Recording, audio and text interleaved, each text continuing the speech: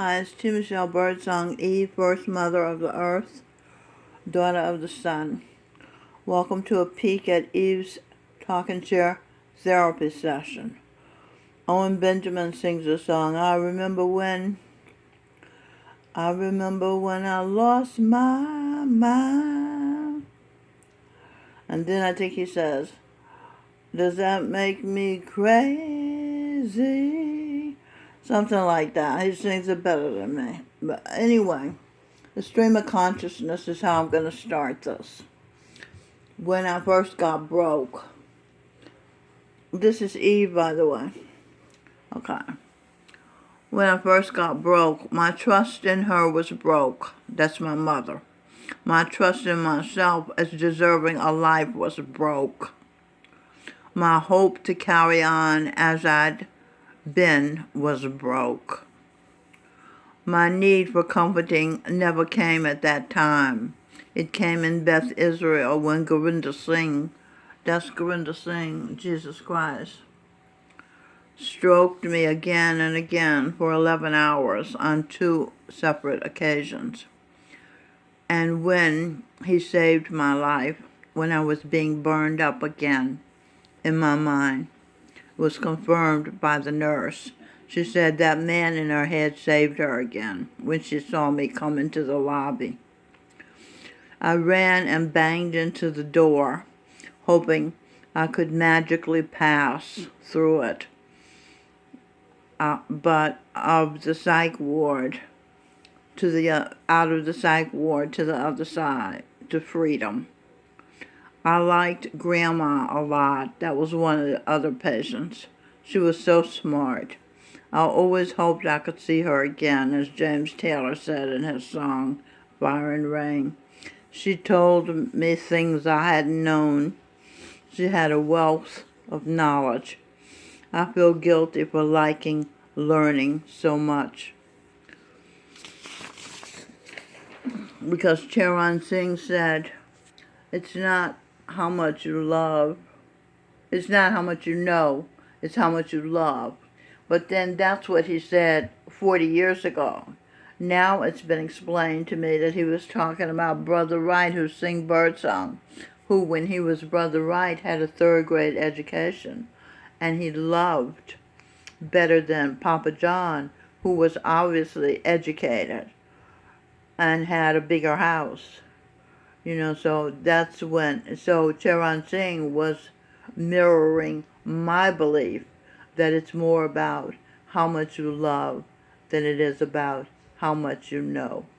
It's perfectly all right, I'm told, to like learning, because there's enough knowledge on the earth that I could study for eternity and still not get all of the knowledge. So I'm not going to run out of knowledge, and I can enjoy learning. Okay.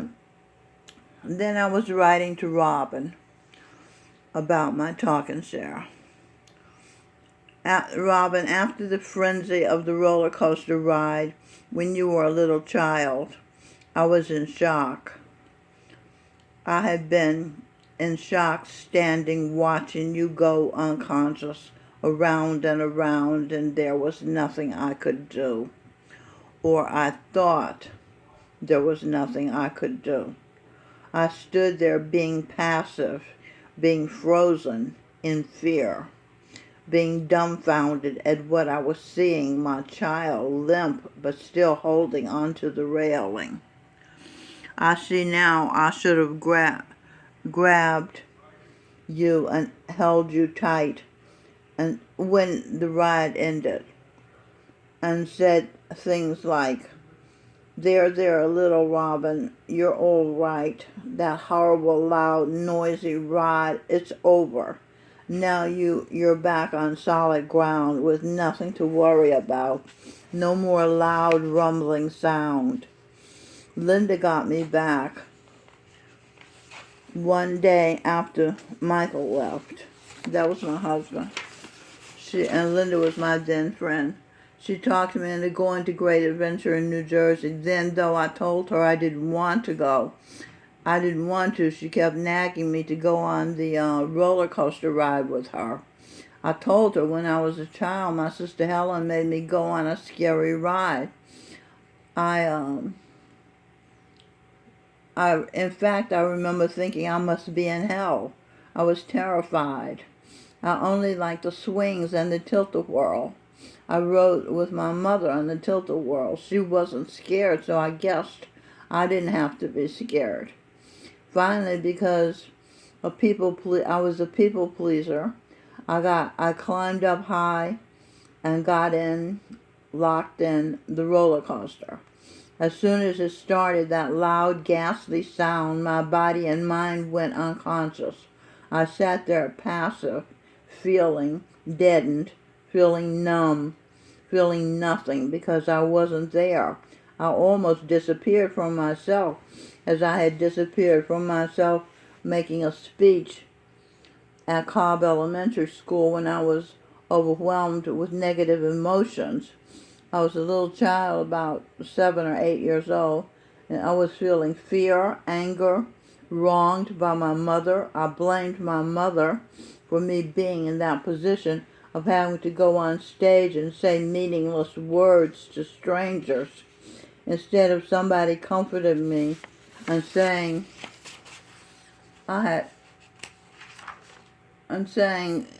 you did good, little girl. I had left awareness of my senses. After I came back to my senses, I finished the speech.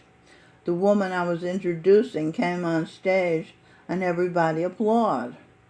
So I left the stage feeling amazed. I had gone through a maze of emotions, but I ended it well. I was proud of myself. But the white man who'd been visiting from the Board of Education excoriated me publicly. He was angry at me. Damn, I had let down the whole school. Our little colored school was disgraced by me. He said the little girl who came on after me had forgotten her speech too, but she kept talking, kept making sounds. It wasn't dead silence. He praised her, and she had been younger than me. I was horrified. I became ashamed of myself for losing my place in the memorized speech. I had blanked out. I had raced through the beginning of the speech, feeling so intense, trying to beat down my emotions. I was glad I hadn't run off the stage and ended the fear I was feeling. I had been in turmoil, feeling conflicted. I panicked. I actually gave the beginning, middle, the body of the speech with a rush of adrenaline. Then I ran out of steam, locomotion. At the end, the closer, the last few lines, "Happy birthday, Mrs. Allison. This is your life." That's all I had left to say. Now, this episode of feeling like I was in hell made me realize there was something making me do what I do, besides me, my conscious mind. I know how it is. I know what it is now. It's my subconscious mind programming. It began in the last part of my stint in my mother's womb. The neuroscientists are telling us this happens. Did I end my mother's womb? E-N-D, my mother's womb? Was I the reason she aborted my brother? I married him years later, Michael John Spear, but he was 2 years younger than me. Our daughter Melanie Lynn Spear had been created 13 years before she was willing to be born to us, Adam and Eve. She was Awan, Adam and Eve's oldest daughter. The first girl in the world. Where is her picture? That's Melanie Lynn. That's A1. And she was created with Dr. Maestro Isaiah Allen Jackson, a classical music conductor. To be continued. Okay, so after the speech debacle, I was left with the belief that I am bad for doing what I need. I needed to take a minute to get back on the track of the speech. My teacher had willed me to say, I wasn't giving the speech with my own free will. I used my free will to go on stage when every fiber of my being wanted to run out of the backstage door and hide, crawl under a seat. The last thing I wanted to do was stand facing the school trying to remember a bunch of gobbledygook words simply because I was a little girl and my big-bodied teacher was my prison keeper, warden. Warden, R-A-W, raw, nerve, Eve, A-R-D, Arden, teacher on TV named our Miss Brooks, had the nerve to throw herself at another teacher, Mr. Boynton, who either didn't get that she liked him and wanted to go out on a date with him, or he didn't. Like her, book title, He's Just Not That Into You. My observation, small dicks have to ask, am I in? Am I into you? More insights into the nature of humans next time. Okay, thank you for watching. I hope it helps you to understand talk and share therapy and helps you to talk out the repressed feelings you have.